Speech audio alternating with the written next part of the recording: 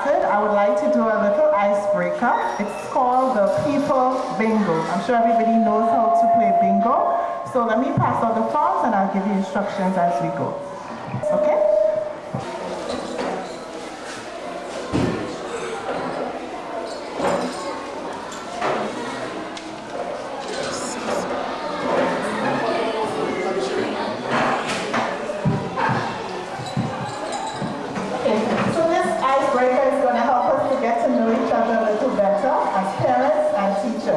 Okay, so as you can see, there are boxes, right? And you will fill them diagonally, horizontally, or by language, you cover that box. If somebody plays or loves cricket, you cover that box. And you cover, and the first group who fills it vertically, horizontally, or diagonally, you call bingo. Everybody understand? Everybody has a copy?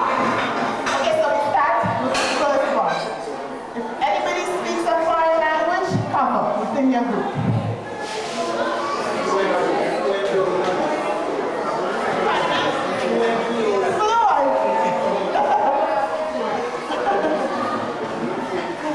Okay. Anybody who's with both parents or alive? Who has both parents alive? Fill that in.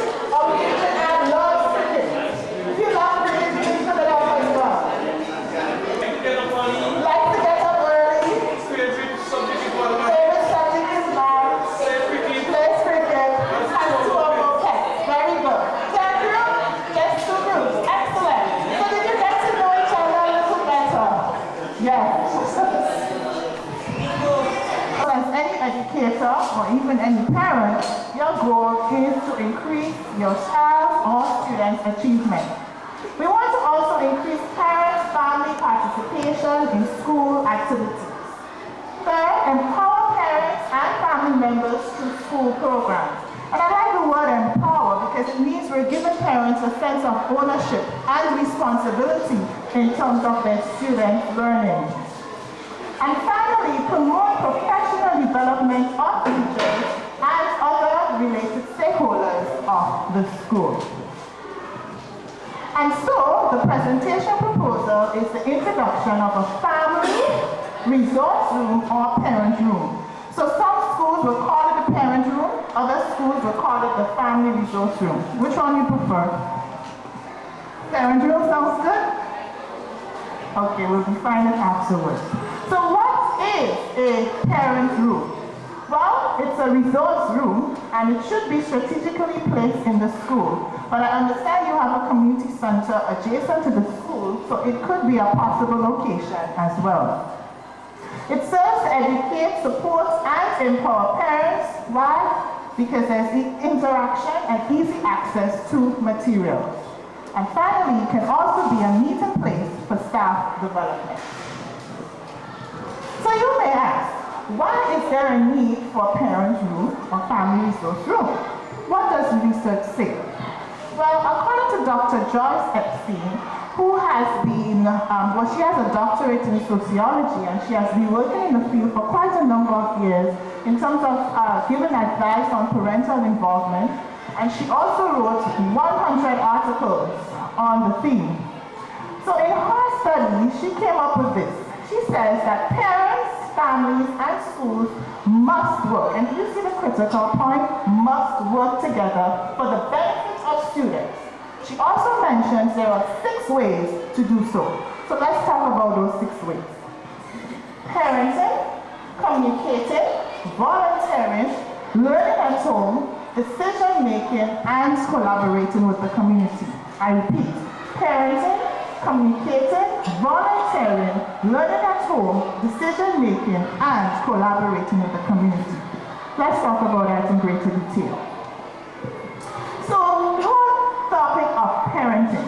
We as educators, we need to help parents increase their knowledge about child development. We cannot take it for granted that they know it all. We may have some great ideas and we should be able to share it with them. And I'm sure some of you already are doing that. We also need to provide resources that can create that home environment which enhances student learning. Communicating. We want to create effective and relevant two-way contact. I'm sure most times you'll hear parents say, teacher call, little Johnny not behaving good, or little Sammy not doing this. But we want to encourage a two-way contact, not just on disciplinary issues, but also on school activities, events, student achievement, personal development, progress, and insight with the learning environment.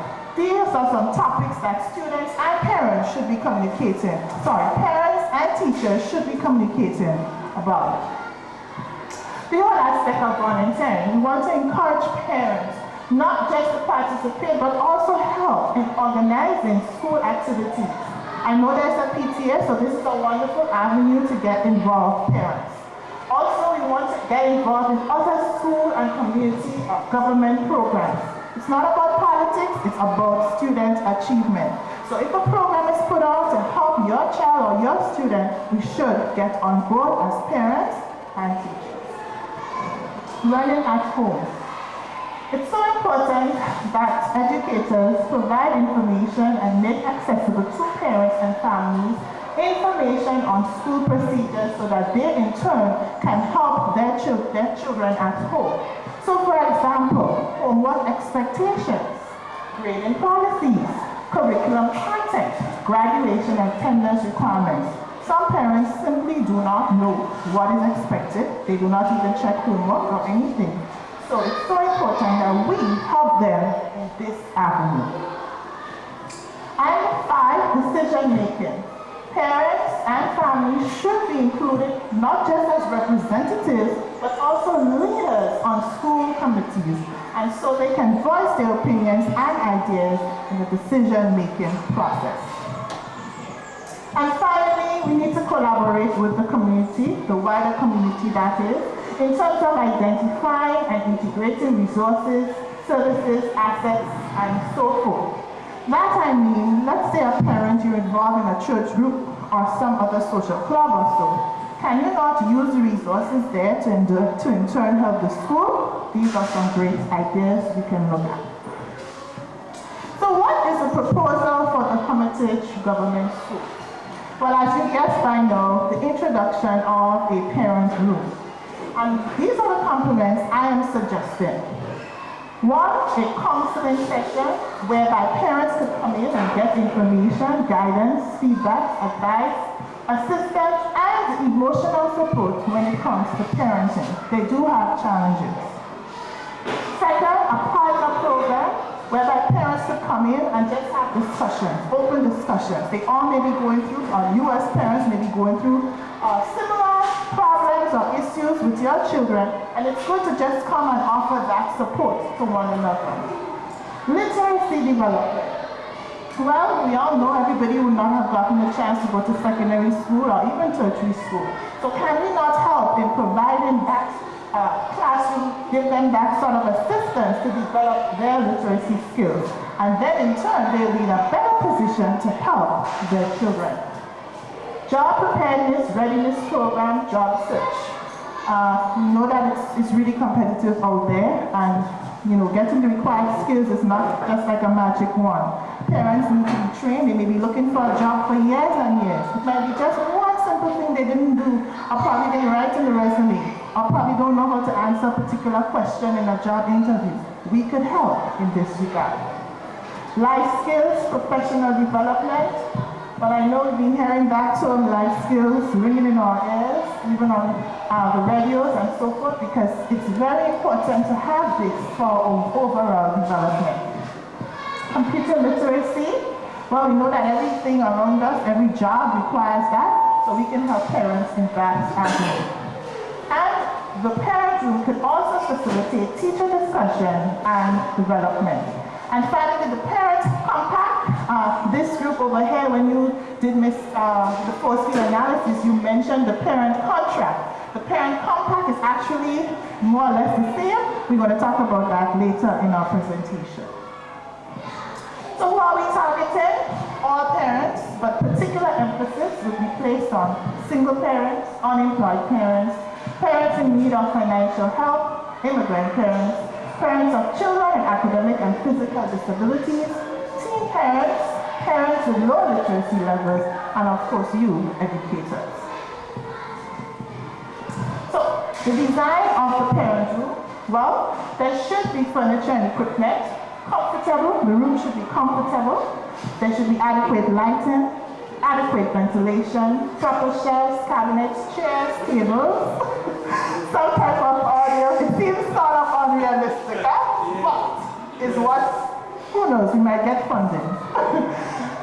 Audio, video output, computers, and of course we need to have resource materials, which includes parenting books, videos, magazines, children learning games. And there must be a human resource personnel, somebody to, organize the day-to-day function of that room. Counselor and lecturers in literacy, information technology, so forth. So, we're just going to run through the benefits of having a room like this. As mentioned before, they provide social support for parents.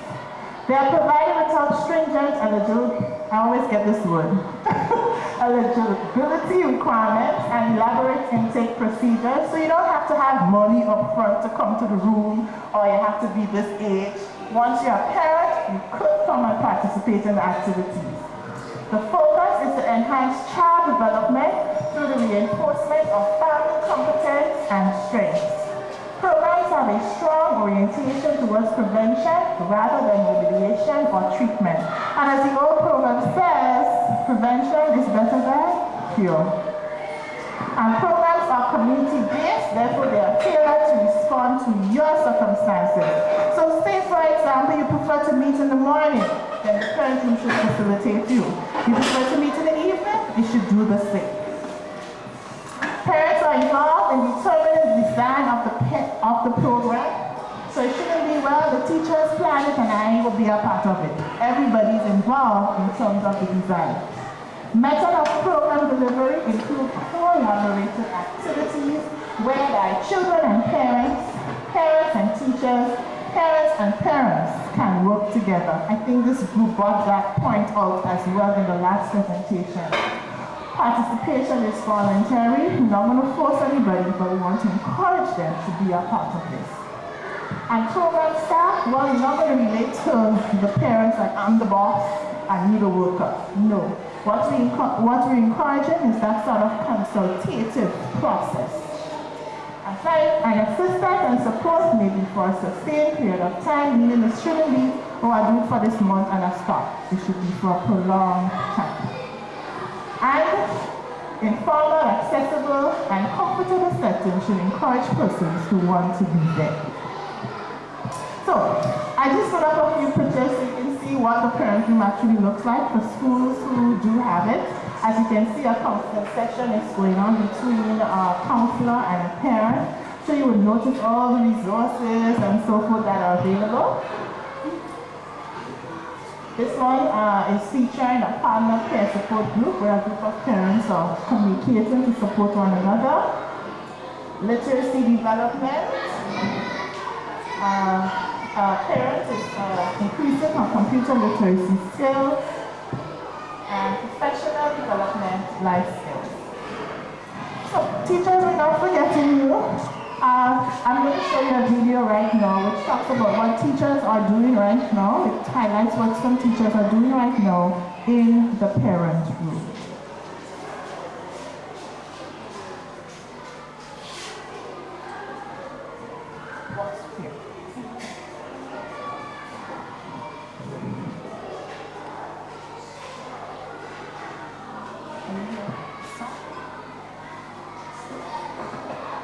Student achievement. It's sort of like a book club. They would read a chapter or so that talks about new ideas, and then they would come together and chart the way forward. Okay, we need not go through the whole video because they're more or less just talking about their experiences. Okay, so let's move on. So the school parent compact, which I mentioned earlier on, is one of the ways we can assist parents and families to promote students' learning at home. So what is a school parent compact? Well, according to McNeil Jr. 2012, he says this is an agreement or checklist that outlines the responsibilities parents, teachers, and students will play in improving. Not a legal document, however, it is a pledge that should be honored by all parties.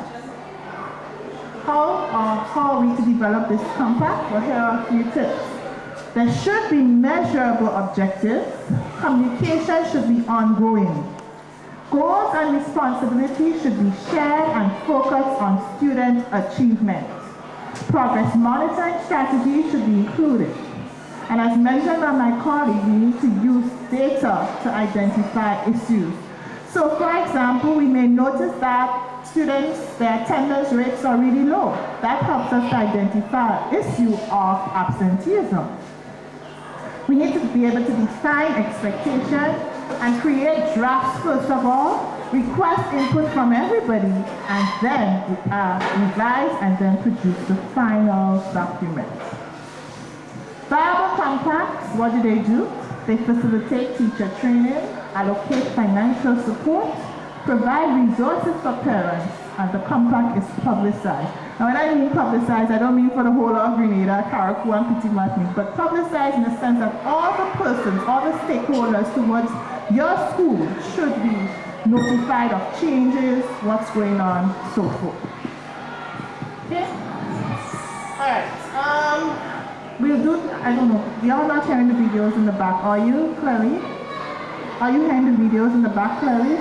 Not ready. So we'll skip the videos, just principal, she was speaking about how the parent compacts can be developed, but I have some exercise sheets. We'll look at some examples, and we'll take it from there. Okay? So at this time, we'll look at a model parent room and parent compact. You'll look through it for the next 5 or 10 minutes. I'll pass it over, and then we'll discuss what you like, what you don't like, how something like that could be implemented in Hermitage Government School, and we'll wrap up shortly. I know you're ready for lunch. The family resource room, okay? This model room is the Patterson Park Public Charter School, which is located in Baltimore, Maryland, okay? So you can have a look at what they offer in that parent room, the staffing, and so forth, and see if there's anything you like, don't like, how you can use this as a model for the Hermitage Government School. So we hope to create some discussion. Resources. Okay. So the acronyms are Patterson Park Public Charter School, that would be PPPCS. FRR would be the Family Resource Room. You notice their offerings, computer and internet access. Notice their hours of operation, their staffing, and so forth.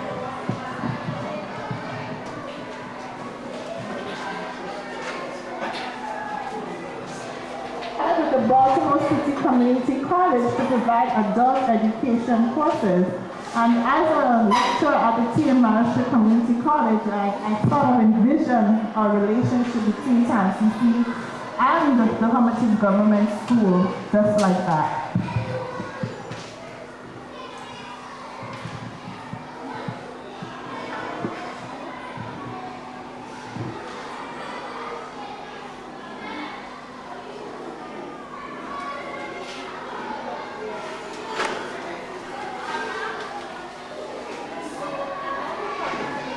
reading about the family resource room. We look at the compact.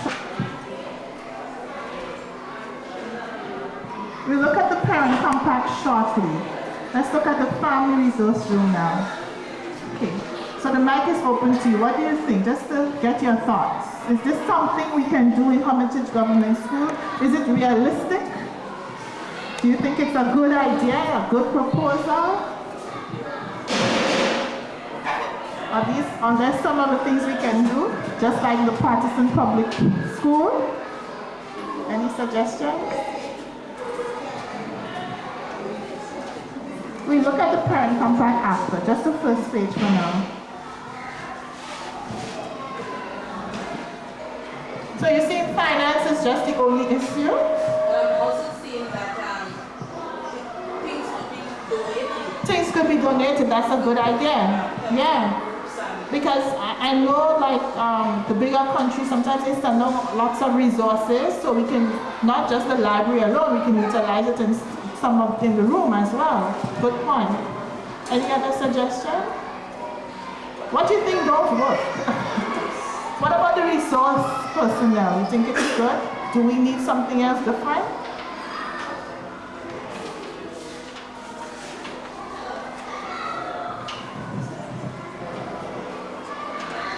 Sir, you have a point? It's unrealistic? What do you think? I'm not saying that it's unrealistic. I'm asking the resource personnel. The resource personnel. If you're asking someone to man the place, to get the earnings, then I'm assuming that person is going to be paid, so that comes back to finances again. Yes, yes. Well, I know for the rooms right now, there are some persons that are salary paid and some are voluntary. Right? So you're going to have a mixture. That's a good point. But it's a good proposal moving forward. Yeah, because you mentioned that you want to get parents on board. Okay, so let's look at the school parent compact. This is what it looks like. The same school, the Patterson Park Public Charter School. You will notice that, like I said, it's a pledge. You have to sign. So parents, they have their work cut out. The teachers or the school, and even the students, they have a part in this compact. Is that the contract you had in mind, sir? Something similar. Something similar. So this is something we could probably work on, because there's no big budget on this one, is there?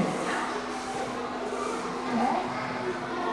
So we can look at some of the things. For example, academic achievement. The school can use data to deliver high-quality curriculum in order to address the needs of all learners. Yeah?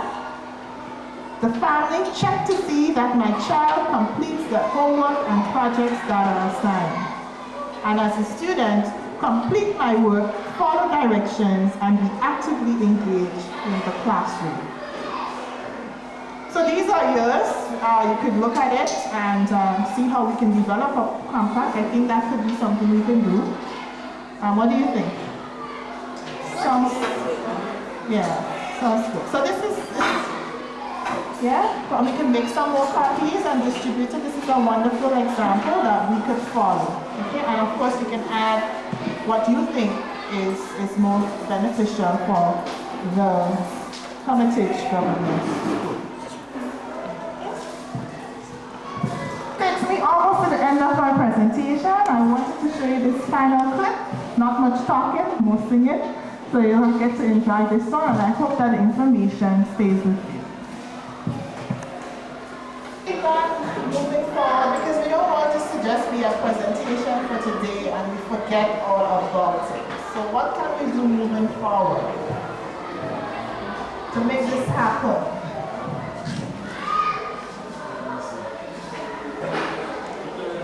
I can leave my presentation with the principal so you can get some more ideas, and I'm willing to work with you, as myself and my colleagues. We're willing to work with you moving forward. So we have the vacation to think about it. Is there a need for this? You know that, right? Yes, there is. Okay? So I know it's almost lunchtime and you're probably ready to eat. So any one feedback, one suggestion, one question? Okay, so you use the information moving forward, okay? So thank you very much. I also have a evaluation sheet I'd like to, for you to please fill out, and then we'll close.